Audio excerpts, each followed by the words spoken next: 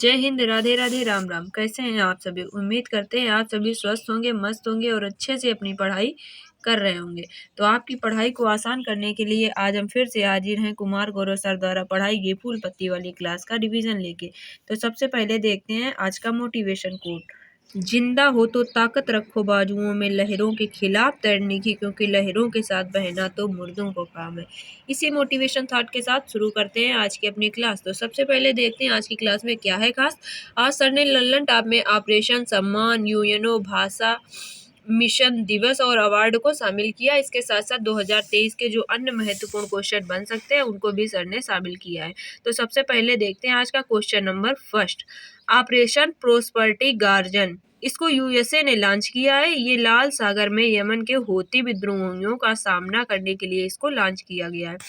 इसमें बहुराष्ट्रीय 10 देशों की बहुराष्ट्रीय नौसेना गठबंधन बनाया जाएगा और इसका निर्माण रक्षा मंत्री लॉयड ऑस्टिन ने किया है। हूती विद्रोही जो होते हैं इनको ईरान का समर्थन प्राप्त होता है। अब हम देखते हैं इसके लल्लन टॉप। सुएज नहर भूमध्य सागर और लाल सागर को जोड़ती है और सुएज नहर सर्वाधिक व्यस्ततम मार्ग है। बाब उल मंदेव संधि, ये लाल सागर को अदन की खाड़ी से जोड़ती है और इसको आंसुओं का प्रवेश द्वार भी कहते हैं। यमन की राजधानी है सना और यूएसए की राजधानी है वाशिंगटन डीसी, जो पोटामेक नदी के किनारे स्थित है। और वाशिंगटन डीसी में वर्ल्ड बैंक और आईएमएफ का हेडक्वार्टर भी स्थित है। आपसे में एक अन्य शहर भी है न्यूयॉर्क। न्यूयॉर्क जो है वो हडसन नदी के किनारे स्थित है और यहाँ पर यूएनओ का हेडक्वार्टर है। वाशिंगटन डीसी में वर्ल्ड बैंक और आईएमएफ का हेडक्वार्टर है। ऑपरेशन कावेरी सूडान में शुरू हुआ और सूडान की राजधानी है खार्तूम। खार्तूम को सर ने कल भी पढ़ाया था। ये व्हाइट नील और ब्लू नील नदी मिलकर नील नदी का निर्माण खार्तूम में ही करती हैं।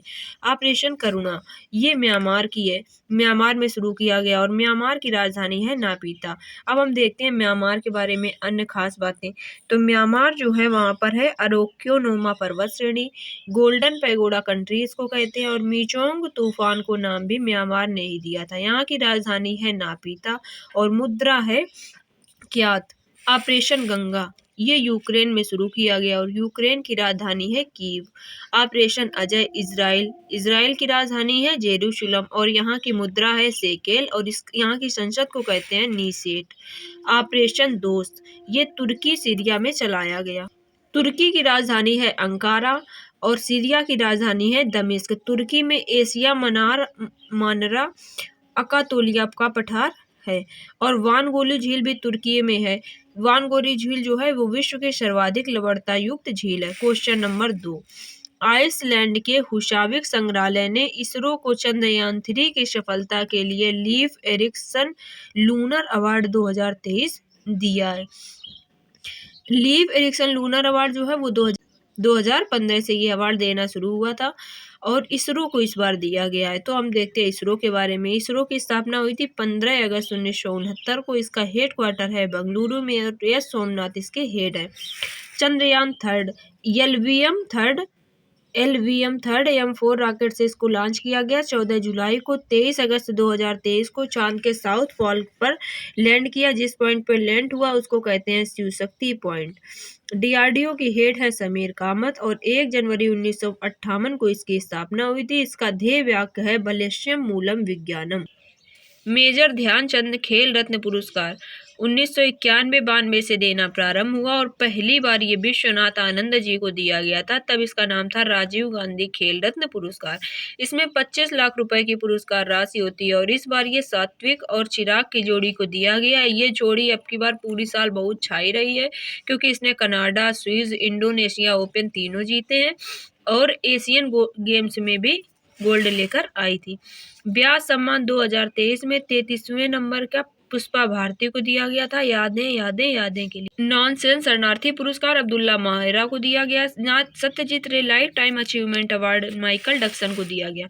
गोल्डन पीकॉक अवार्ड जो भी गोवा में आयोजित किए गए थे ये मिला है एंडलेस बॉर्डर फिल्म को। आज का क्वेश्चन नंबर 3। भारत शीतकालीन शोध पहली बार आर्कटिक के लिए भेजा है। ये पहले गर्मी में भेजा जाता था, अब की बार पहली बार विंटर रिसर्च के लिए भेजा गया है। ये हिमाद्री स्टेशन पर 1 साल रहेगा और हिमाद्री स्टेशन जो है वो नॉर्वे में है।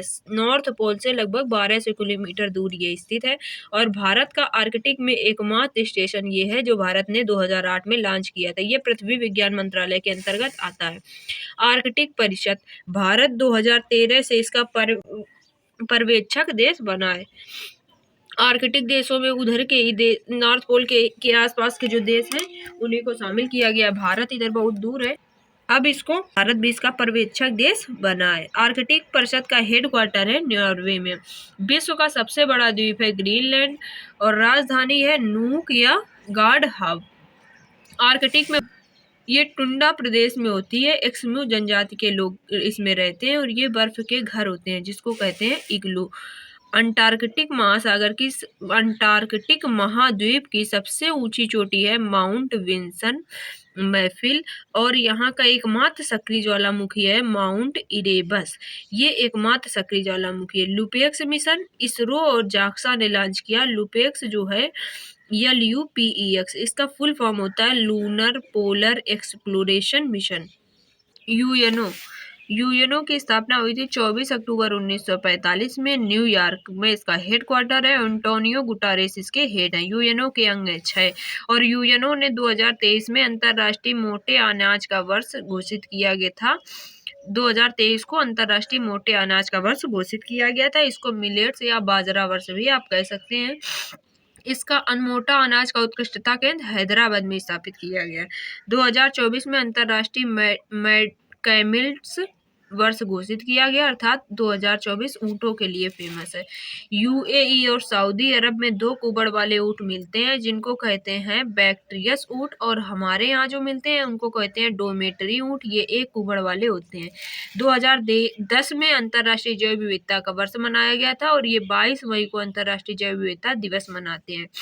राष्ट्रीय जलीय जीव 5 अक्टूबर 2009 को गंगेटिक डेल्फिन को बनाया गया था। आरबीसी में केंद्रक नहीं होता है, लेकिन ऊंट और लामा का जो होता है आरबीसी उसमें केंद्रक होता है। आरबीसी का कार्यकाल होता है 120 दिनों का और आरबीसी का कब्रिस्तान कहते हैं प्लीहा को। लामा में पर्वत एंडीज लामा जो होते हैं वो एंडीज पर्वत श्रृंखला में मिलते हैं और ऊंट के जैसे ही होते हैं। आज का क्वेश्चन नंबर 5, हिंदी भाषा का साहित्य अकादमी वार्षिक पुरस्कार 2023। साहित्य अकादमी जो वार्षिक पुरस्कार है ये साहित्य अकादमी फेडरेशन देता है। ये संस्कृति मंत्रालय के अंतर्गत आता है और 1954 में इसकी स्थापना हुई थी। ये 24 भाषाओं में पुरस्कार देता है। 22 भाषाएं जो संविधान में है, 1 अंग्रेजी और 1 राजस्थानी भाषा में। इसमें इनामी राशि है 1 लाख रुपए। इस बार मिला है हिंदी के लिए संजीव जी को, जो सुल्तानपुर उत्तर प्रदेश के रहने वाले हैं। इनका उपन्यास है मुझे पहचानो। अंग्रेजी के लिए मिला है नीरम शरण गौर को, जो रिक्विम इन राग जानकी के लिए दिया गया। उर्दू के लिए शाद्विक नवाब को दिया गया राजदेव की उमराई के लिए और संस्कृत के लिए अरुण रंजन को दिया गया है शून्य मेघनम के लिए।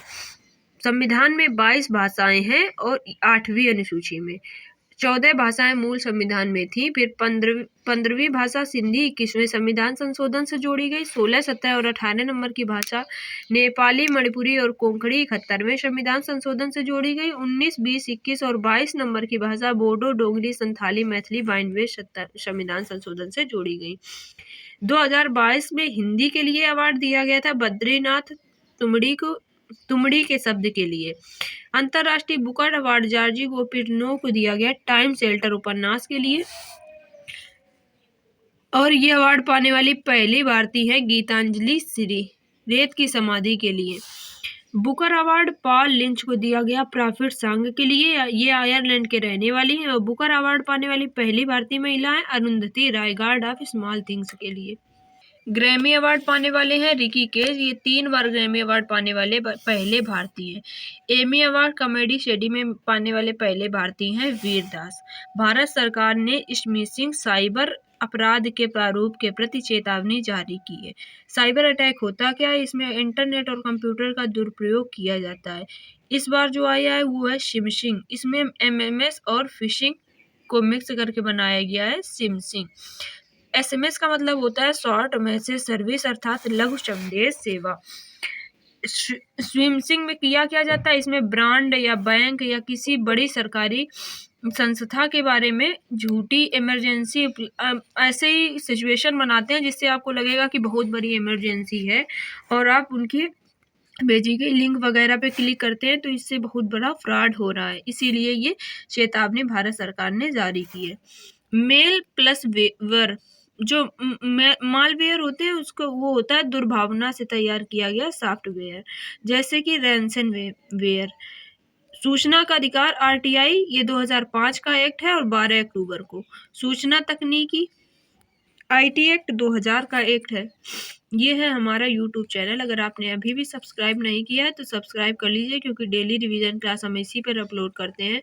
और टेलीग्राम भी सर्च कर सकते हैं अगर आपको पीडीएफ चाहिए @गाँव वाली, इसकी लिंक भी डिस्क्रिप्शन बॉक्स में दी गई है। जल्दी से जल्दी चैनल को सब्सक्राइब कर दीजिए और वीडियो को भी लाइक कीजिए जिससे हमें मोटिवेशन मिलता है और अच्छा वीडियो बनाने के लिए। डिजी कवच जो है वो गूगल ने लॉन्च किया है। बिटकॉइन जो है वो क्रिप्टो करेंसी या फिर आभासी मुद्रा है। चिल्लई कलां ये हाड़ कपा देने वाली सर्दी होगी जो स्टार्ट हो चुकी है। कमेंट करके ये भी बताइए कि आपके यहाँ भी सर्दी शुरू हुई कि नहीं। वैसे 2 दिनों से शीतलहर चलना प्रारंभ हो गई है।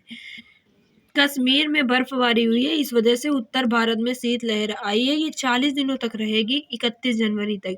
ये चिल्लई खुर्द पहले होती है चिल्लई कला ये 40 दिनों के लिए, फिर होती है चिल्लई खुर्द 20 दिनों के लिए और फिर बचती है चिल्लई बच्चा 10 दिनों के लिए, अर्थात फरवरी तक का ये पूरा सिस्टम फिट है सर, कही रहे थे।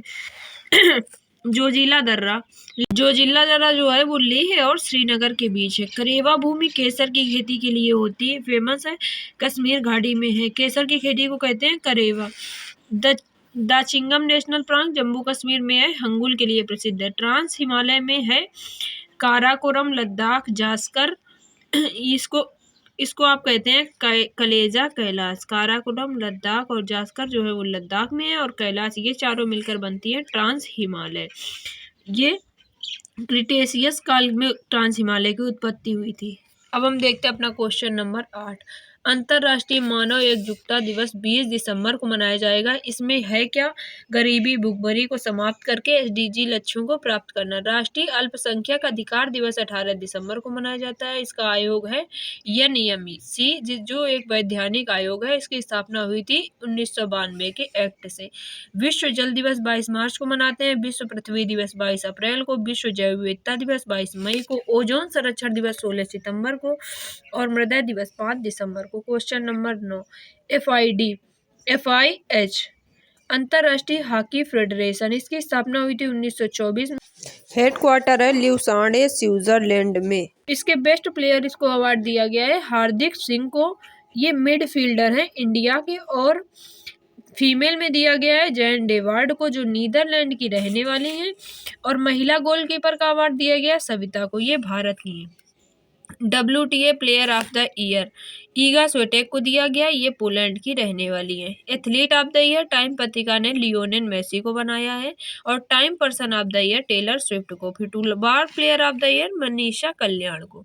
आज का क्वेश्चन नंबर 10। भारतीय कुश्ती महासंघ IWF, इसकी स्थापना हुई थी 1967 में और इसका हेडक्वार्टर है नई दिल्ली में। इसके वर्तमान अध्यक्ष नियुक्त किए गए हैं संजय सिंह को, इनको बबलू कुमार भी कहते हैं और ये उत्तर प्रदेश कुश्ती महासंघ के हेड भी रह चुके, उपाध्यक्ष रह चुके, हेड नहीं। अनीता श्योरडा को हराकर इन्होंने ये जीत गए हैं। इन्होंने रिप्लेस किया है ब्रजभूषण सिंह को, इनसे पहले अध्यक्ष थे ब्रजभूषण सिंह को। साक्षी मलिक जी ने रियो ओलंपिक में कुश्ती में ब्रॉन्ज मेडल जीता था 2016 में और इन्होंने संजय सिंह के नियुक्ति से ये इतनी आहत हो गई कि इन्होंने कह दिया कि हम अपनी कुश्ती छोड़ रहे हैं। कल शाम 8 बजे सर खाकी सीरीज लाएंगे। इसमें एक दिन में 50 क्वेश्चन कराएंगे और लगभग 15 दिनों तक ये सीरीज चलने वाली है। 50 क्वेश्चन होंगे पर उसकी डिटेल सोल्यूशन में लगभग 150-250 तक क्वेश्चन हो जाएंगे सर, ये बोल रहे थे। आप में से कितने लोग ये चाहते हैं कि हम उसका भी रिविजन कराएं, कमेंट सेक्शन में लिखकर ज़रूर बताइएगा। अगर आपने ये पूरी क्लास ध्यान से देखी होगी तो इसका आंसर आप बता पाएंगे। कॉमेडी श्रेणी में एमी पुरस्कार कौन जीता और यूनेस्को के बारे में विस्तार से बताइए। आपको आज की क्लास कैसी लगी कमेंट सेक्शन में लिखना ना भूलें।